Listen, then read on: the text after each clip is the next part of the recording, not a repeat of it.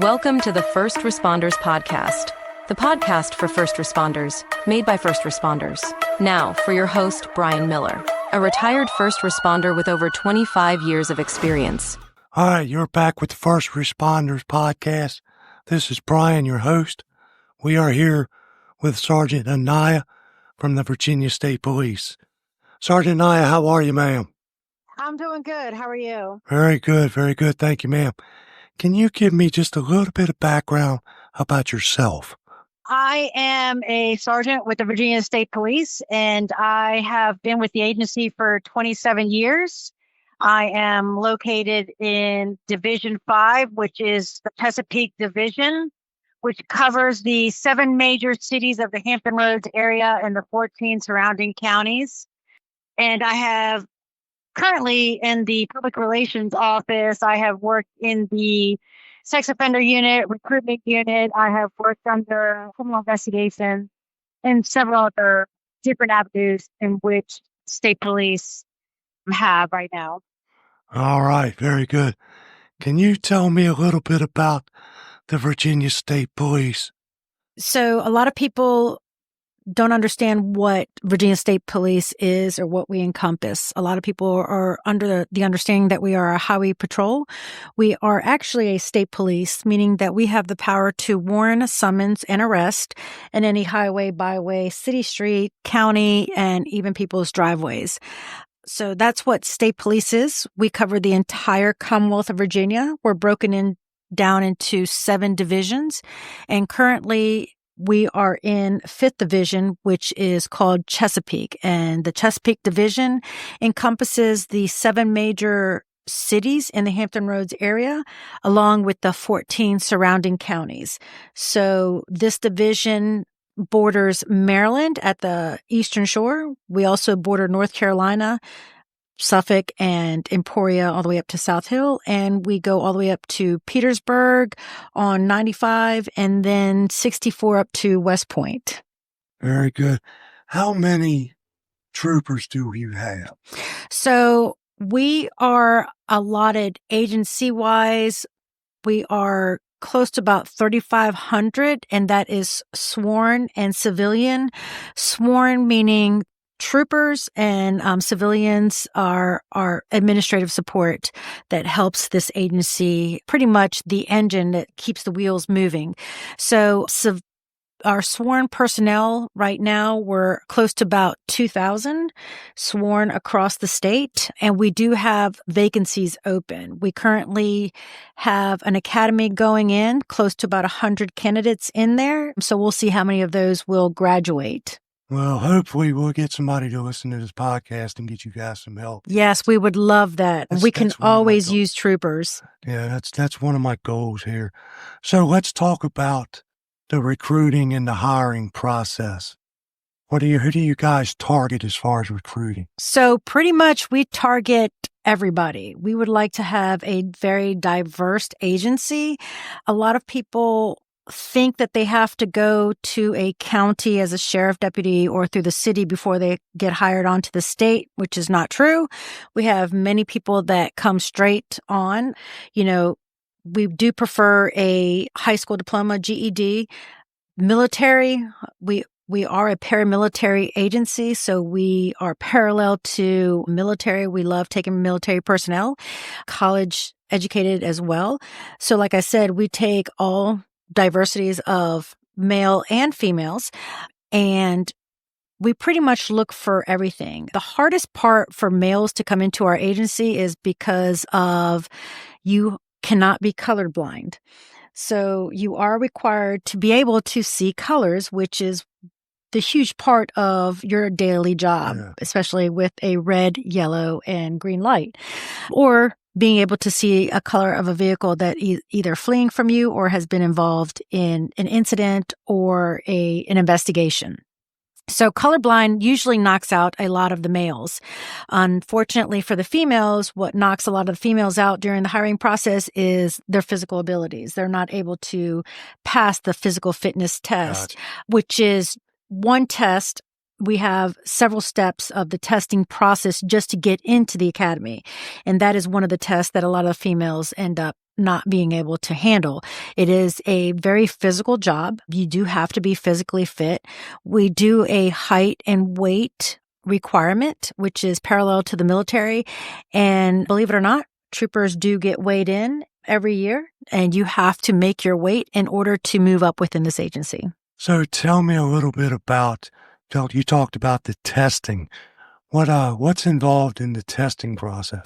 So the testing process is, like most agencies, you have a written test, which is your just cognitive abilities. And then you have your physical fitness test, which is is that your basics, push-ups, sit-ups? No, that's how we used to do it back in the day when I came on, basic, but now you're giving at the beginning of it is you give we'll give a description of a suspect, and it's just like a red shirt, blue ball cap. And then you begin running through this obstacle course, and it is a timed obstacle course. And so at the very end of the obstacle course, included into the obstacle course, you have to pull a 250-pound dummy a short distance as if you were pulling him out of a car, pulling him out of a fire. And there's techniques and they do give you, hey, in order to do this, you're going to have to use your thighs, don't use your back. And we prep you for this obstacle course. And at the very end of the obstacle course, you have to be able to shoot a firearm, which is not loaded, it's an empty firearm, through a circle without hitting the circle. And you have to do it with your strong and weak hand. So by the time you're finished this obstacle course, you're so worn out, your hands start shaking, because a lot of people don't understand. We carry 357s, and they are very heavy guns. Yes, they are.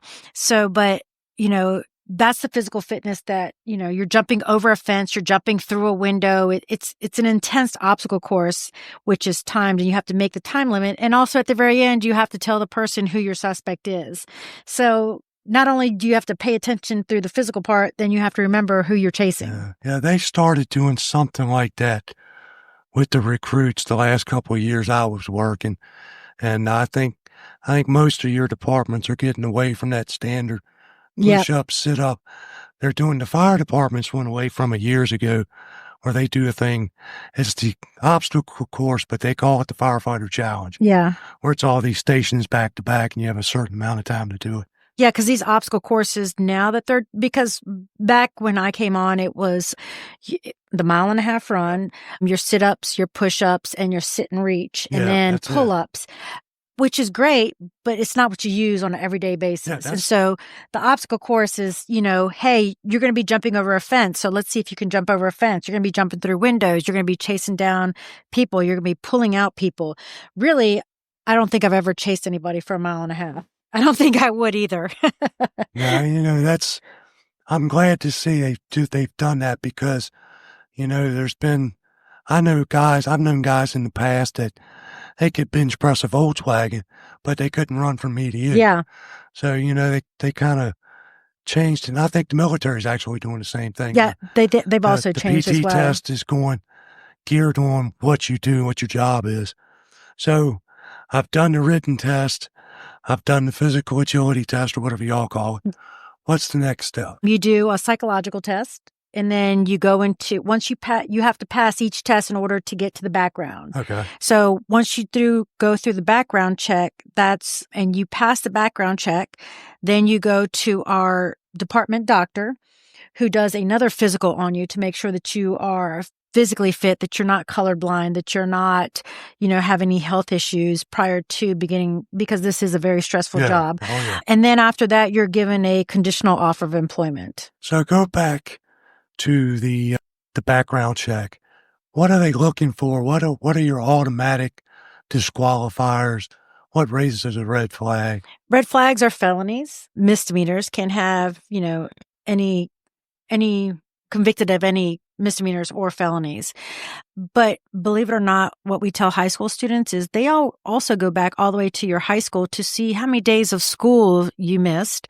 They look at your attendance record, because if you're missing a lot of days in school, that means you're going to be missing a lot of days at work. And it's not just state police. I think it's pretty much all employment agencies do, a lot of agencies do this. They also go back and they go to your family. They actually physically go to all your references. They go to all your job sites that you've been to. So your background check is what takes the longest. Okay. And I also forgot another step. You do a polygraph as well. So you do go through the polygraph as well, because once they get all the information from the background, if they feel they have some questions, they're going to ask you that on the polygraph. And so you have to pass that as well. And a lot of people, we always tell people it's better to tell the truth, because when you lie, it shows deception, and we can't have that. Well, I think you guys are probably the last ones that are still doing the polygraph. Correct. A lot of I know where I worked, they stopped doing them a few years ago. And then you noticed morality problems, for lack of a better term, with the people that they hire. I mean, doing some really questionable stuff. So I know they're expensive, but I also believe it's an integral part, because coming from a first responder background, my dad was a firefighter, and we were always taught that first responders are supposed to be a little more dignified, act like you got some sense, not do the shady stuff that people were doing. Correct. Now, fortunately for us, we do have our own polygraphers. Oh, okay. So we don't hire anybody outside the agencies. We have our own polygraphers that do our background checks and do our polygraphs. So it does take our process, unfortunately, is longer than most other agencies because of that. And we're very extensive in our background check, because you have to be, in order to be employed in this type of job and in what you represent. So everybody here, male or female, it's the patch that we represent. It's the years of service of all those who worked prior to us. So we are riding on their back. So we want to be the best of the best and provide the citizens of the Commonwealth the best law enforcement agency across the state. Good. Well, you guys are up there, I'll tell you. And the other thing I know for a fact, I guess, that you guys, there's a lot of places when you get out in the counties where state police is it. You might have a deputy or two, but you guys carry the water as far as law enforcement. Correct. So we are primary law enforcement agencies in many of these counties, and we also, because we are such a large agency, if there's an incident in different agencies that need our help, we are able to gather a large number of law enforcement in a short period of time to help any other agencies. So we have that advantage where we are able to go anywhere in the state at any time when needed. Very good. All right, so we've got through the background check. You've sent me my conditional letter. I report to the academy. What happens to me when I get to Midlothian? So when you get to Midlothian, you begin your academy, and that's where you begin your intense training. Like I said, it is paramilitary. You do live at the academy. You are required to make your bed every day, clean your room. Say that one more time, because I've talked to a bunch of people the last couple of weeks, and I know that you guys, the Virginia State Police, are the only ones around here that do a residential academy. Yes, we do a residential academy. You are required to stay at the academy. You cannot go home. You go home on the weekends, but you are at the academy. You wake up at the academy. You go to sleep at the academy. You eat, breathe academy life. You get up in the morning, depending on what time of the year the academy starts is depending on when you do your physical fitness. So during the summer months, PT, you're up in the morning and you are running and doing PT in the morning. Then you have a short period of time to take a shower, get dressed, make your bed, go get breakfast, and everybody eats together. You eat, breathe, live together. You do not do anything without your classmates. You are always with your classmates. A lot of people, like I said, we are a paramilitary organization. A lot of people drop out of the academy because they don't understand what paramilitary organization means. That means your room will get inspected every single day. Yeah. You have to have, your fold has to be 16 inches from the top with I think it's a 6-inch fold. You're given a certain type of ruler so you can know where it is. The sergeant will come in and inspect your room. Cannot have no dust, cannot have anything out of line. They tell you where everything should be. You're not allowed to have anything that is out. They tell you where it should be, and that's where it needs to be. If it's not there, your bed will get thrown. If it's not correct, your clothes, which you will only have one suit in your closet and the rest is uniform, everything has to be buttoned. 2 inches from each, 2 fingers from every hanger, and it is checked every single day. And if you do not make inspection, you get gigged, and then you have to work off those gigs. You're giving me boot camp flashbacks. It is. Like I said, we are and it's all done for a reason. It's attention to detail. There is so much attention to detail that is done.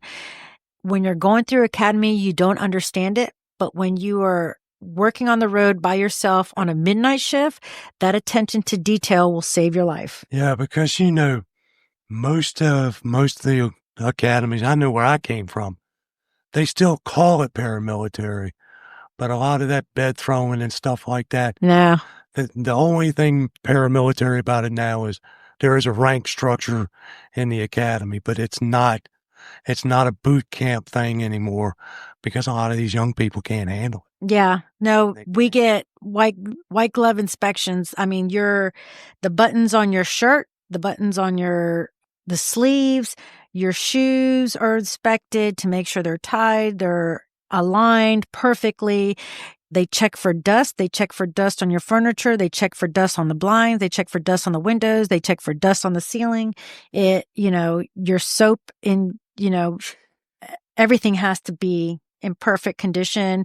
Towels have to be folded a certain way. Your linens have to be folded a certain way. Now, we do have our linen service. They do clean the sheets. You can go and get sheets whenever you want to. You can go get towels whenever you want to. But if it's in your room, it has to be folded a certain way. Anything that's used cannot be in sight. And your living space is very limited. Usually 3 people to a room, Okay, which share a bathroom. So 6 people to a bathroom. And it's kind of like a college dorm, but a very structured college dorm. Yes. Dorm, yeah. So, like there's a trash bin there, but you can't use it. It's just for show and tell. I remember those days. How long is the academy? The academy is about 28 weeks.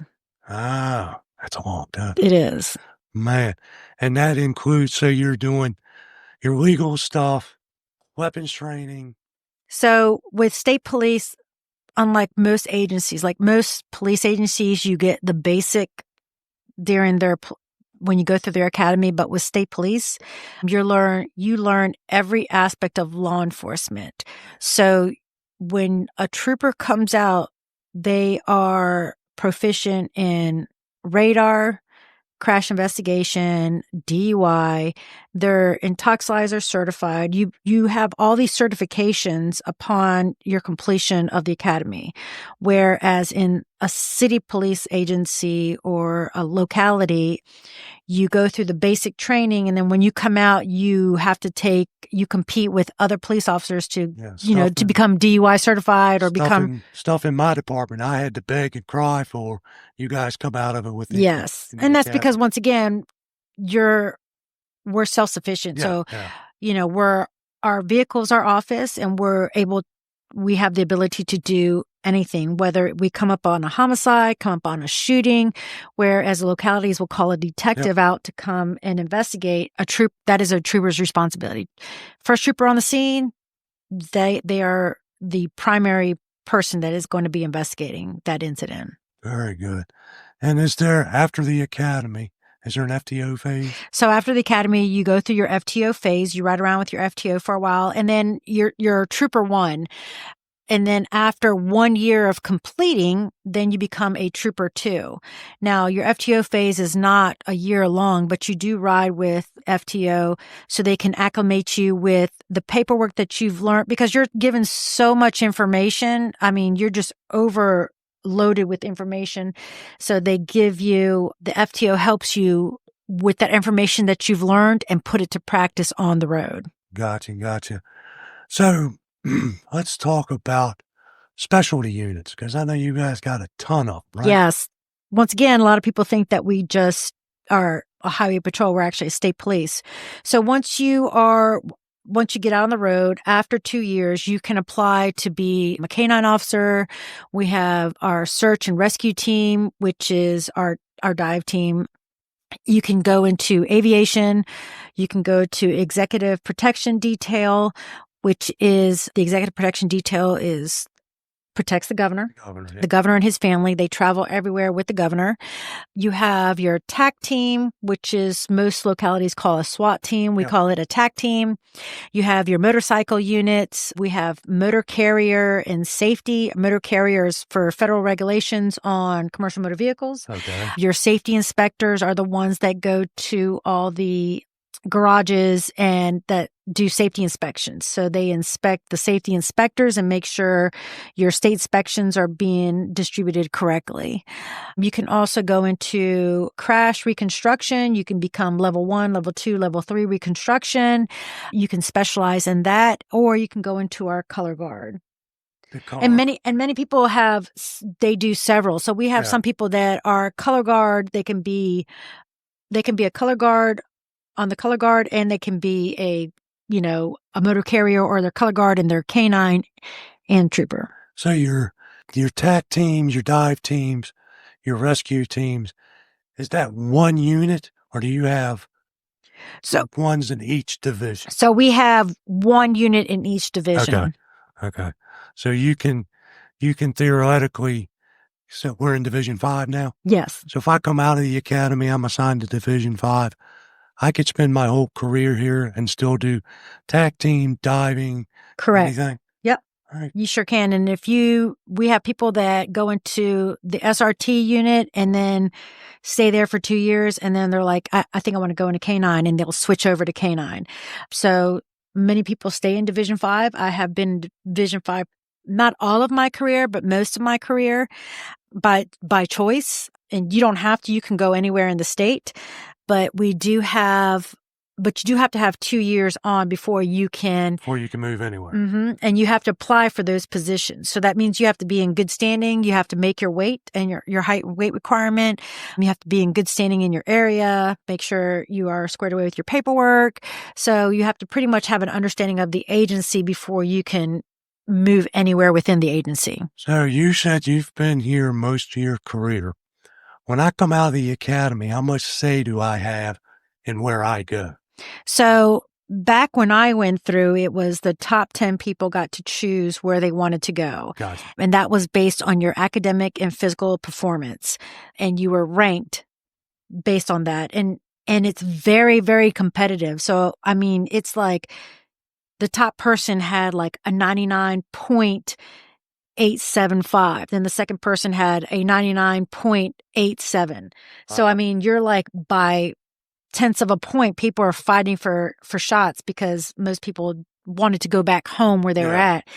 And a lot of times they would not let you go home to where you were at. Now, what we do is we recruit people. And if we recruit somebody from, let's say, Norfolk, and they want to come back to Norfolk, we will give them that spot in Norfolk. Oh, wow. Or let's say if we recruit them from Norfolk and they're like, you know what, I want to start my career in Northern Virginia, then they will know where they're going prior to starting the academy. Oh, okay. Because I do remember at one time years ago that there was a better chance than not that you would be sent away from your home county. Yep. And that was if you weren't in that top 5% of your class, you were not going to go back to your home if there was an opening. And you wouldn't know where you were going until 2 weeks prior to graduation. So you were scrambling 2 weeks after graduation to find a place to live. Yeah, that was, especially if you got a wife and kids. Exactly. And that was done for years and years and years. And then it's just recently changed. Well, I know they've had, and I've talked to, you're probably the 5th or 6th person I've talked to from different agencies. And the hiring and the recruiting is getting much more recruit friendly. Yes. Because you and I know nobody wants to be a cop. Exactly. You know, the fire department, man, they can recruit and recruit and recruit. They're short too. But I think law enforcement agencies are much more understaffed than the fire departments. I think we've gotten a bad rap. Oh, You know, definitely. and the sad part is this occupation is just like any other occupation. You always have your bad apples. There are a lot of bad doctors out there. There are a lot of bad teachers out there. And there's a lot of bad police officers, and they're weeded out. And unfortunately, sometimes they're not weeded out, and that's when the scandals happen. And so a lot of people, this generation nowadays, and it's actually a generational thing, and people can argue, but it's this generation. I don't think they really know what variety and what police agencies have to offer. When you work for an agency this large, I mean, like I said, I've worked in very different areas in the department. I mean, I have traveled worldwide with this agency on investigations. And so that's because I'm in state. I'm able to go from state to state, where localities, if they're looking for somebody, they will either ask the state police or they'll ask the U.S. Marshals. So with this, a lot of people, like I said, are misunderstanding. They think, oh, well, all they do is work crashes and write tickets. No, we do a lot more. And in big cities, we are primary on the interstate. Well, you know, that's this thing coming from the sheriff's office. You know, I'm retired from Virginia Beach, and I actually had people would tell me, well, you're just a deputy. You can't arrest me, because they're, I don't want to say ignorant. They just don't know. A lot of people don't know basic government. You know, the three branches of government, they don't understand the three basic of government. And so a lot of the localities don't have a pursuit policy, so they will push them up on the interstate because they know that we do. We will pursue. And I always tell people, you can try to run from state police, but we'll chase you down even into the next state. Can't outrun that radio. You cannot outrun that radio. But it is, I mean, I love my job. It's fun. I did not get into this job. I did not want an office job. I did not want to sit in the office. I wanted to be outside. You got to do it eventually. You know, I wanted to be outside, which is amazing to be outside on such beautiful days. But at the same time, it's not fun when it's pouring down rain and you're having to help people and get out and you're completely soaked. And in this uniform, it's not forgiving. And also during tornadoes, hurricanes, any major events, you know. Everybody else is at home and we're out working. But what I love about this job is every day is different. Yeah. And you know, you said something about the young kids now. And I read something recently, because my last job was in a high school as a school security officer. And it's something like only 2 or 3% of high school kids even qualify for the military. Yeah. Because they're fat and out of shape, or they've got a criminal record, or whatever. And I think this younger generation and young people in general, they don't realize what you do in high school, even in middle school, will affect you later on in life. Because we have people that you're like, this person's squared away, and they may have done something stupid in high school and they're squared away and ready to go, but you can't hire them because of what they did in high school. Well, I'll tell you, when I started with the Chesapeake Sheriff's Office back in 2002, and that's where I went to school, and I would be out working part-time, and somebody would see me in the uniform and have to do a double take. Well, because it was the last place I ever thought I would be. Another thing that we find nowadays is driving. People fail out of driving. Wow. So, you know, a big majority of a trooper's job is driving, and not only driving normally on the interstate or on the roads, but it's pursuit driving. So we have people that apply from all over the United States. What we find is people that are applying from large cities have never driven before. They don't even have a driver's license because they're so used to public transportation. You know, public transportation is great. I wish we had more of it in the Hampton Roads area, but unfortunately we don't. So everybody drives. And so driving is huge. So, you know, you're driving everywhere and you are watching people drive. So your multitasking is huge. All right. So tell me, We've talked about the academy, the application process. Give me a rough idea what a recruit trooper's making these days.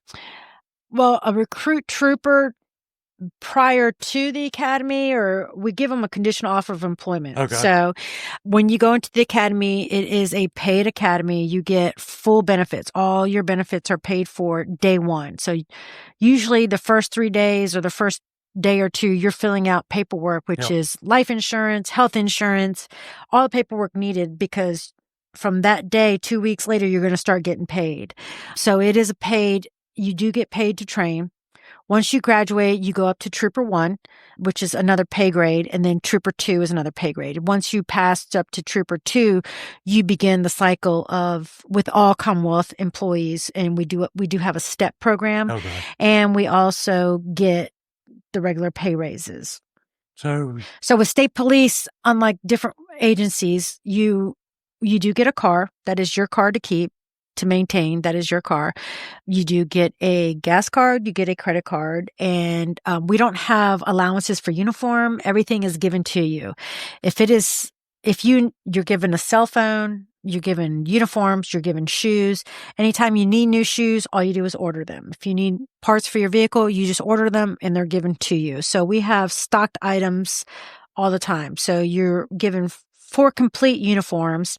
You're given several pairs of shoes. You're given your gun belt. So anytime if your gun belt looks rough, even the sergeants will tell you need to order a new gun belt, or because you have to look and present the part. You gotta look good. So if a trooper looks intimidating, and they could be the nicest person, you can be very strict and nice, but if you come out of that car looking sloppy, that's when people take advantage of you. But if you come out of that car looking sharp, that person is there. Yes, sir. No, ma'am. I see that all the time, because when me being retired, my wife and I are traveling, and, officer presence is our first step. And I see some of these guys, and, they're 250, 300 pounds and donut stains on their ties, and I don't understand that. And somebody will see that and go, I can run from this person. They're not gonna chase me. You're exactly right. But if I see a trooper come out and they command presence, that is a huge, huge difference. And once again, you can get yelled at all you have to, it's in how you treat people. Yes. So you're taught that in the academy from day one. It's yes, sir, no, sir, yes, ma'am, no, ma'am. Anybody that you pass in the academy, you have to acknowledge them and yes, sir, no, sir. So you're instilled in, it's like manners 101. Oh, yeah. And, your verbal judo, as we call it, can get you in and out of trouble. Yeah. Some people really don't know how to use verbal judo. No, they don't. I ran into people in my career that as soon as they showed up on scene, you knew things were not going to get better. Oh yeah, we have people like that too. But again, it's perception too. Yep. So a lot of people just assume. Honestly, the worst people I hate dealing with are females, because they just don't like another female telling them what to do. Wow. And it's a female thing. So, you could be as nice as you can be to them, and they will just bark at you because you are a female. And then of course, every once in a while, you get a male that tries to push your buttons or try to test you. But once again, it's verbal judo. It really comes down to verbal judo. All right. Well, I think we've covered everything. I'm going to give you one last recruiting message. So my message is, if you don't, we have so many different areas, and I just covered the uniform side, because we also have a non-uniform side, which is BCI, our Bureau of Criminal Investigations. And so our Bureau of Criminal Investigations is our bomb, arson, insurance fraud. We have our drug interdiction, our general investigations, drug enforcement, forensics. So we have so many different avenues that you can go into. Accounting. We always need accountants. We have fraud investigations. Are you talking about accountant troopers? Yeah, we have troopers that are, they're agents. Yeah, I got you. That are accountants.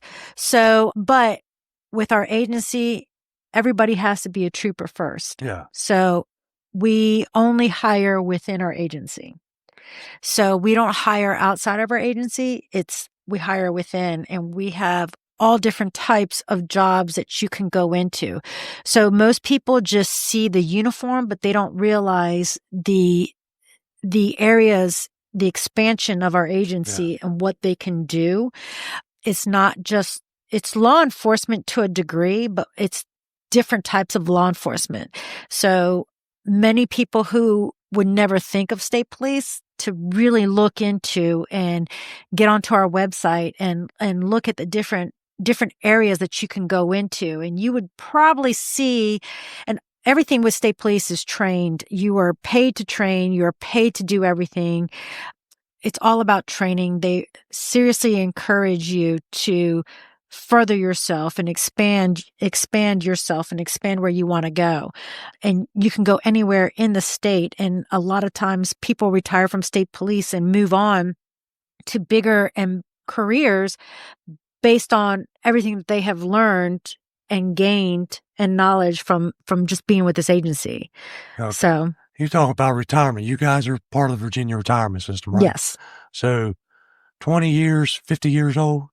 So it's once you're vested after 5 years, but 20 years of law enforcement, and it all depends on where you're going because there's once again different avenues. So we have SPORS, which is a payment that gets added on to your law enforcement after 20 years for hazardous pay, but we are under the Virginia retirement system. And honestly, that's one of the big things that drew me to it. Yeah. Because I got out of the military and I bounced around for a long time, and I looked at myself one day and wanted to get into public service, tried to follow my dad into the fire department, but then I got to looking, and I actually had somebody suggested the sheriff's office because of VRS. Yep. And I'm living proof, man. 50 years old and 20 years later, and I'm retired. I get that check every month, and I'm enjoying it. Yeah. I mean, like I said, it's amazing. It's a great organization to work for, and you can go to so many different areas. I have done recruiting. I have been in charge of the sex offenders in the city of Hampton. I have done undercover. I have done general investigations. I have done executive protection unit. I have met pretty much every single president that's come through in the last 27 years. So you get to do a lot of things at the state level. Responded to 9/11 at the Pentagon.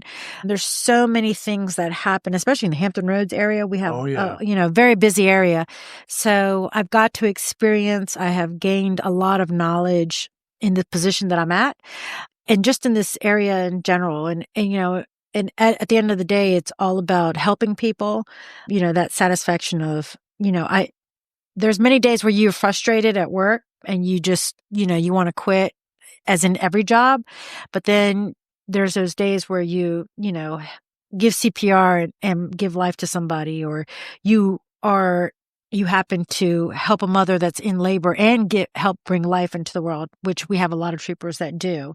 So, even into saving dogs on the side of the road or, saving babies, it's a lot of you give what you get, That's the one thing that I loved about it. And prior to my 20 years with the sheriff's office, I actually had 5 years of EMS experience. So the doing and seeing things that the 9 to 5 Monday through Friday crowd don't see. Yeah, you could be scheduled 9 to 5. That doesn't mean you're getting off at 5, because usually it never fails that, especially if you're on a midnight shift and you're supposed to get off at 6 o'clock in the morning, there's always that crash that happens at 5:55. Yeah, and there's not many bank tellers that deliver babies and stuff like that.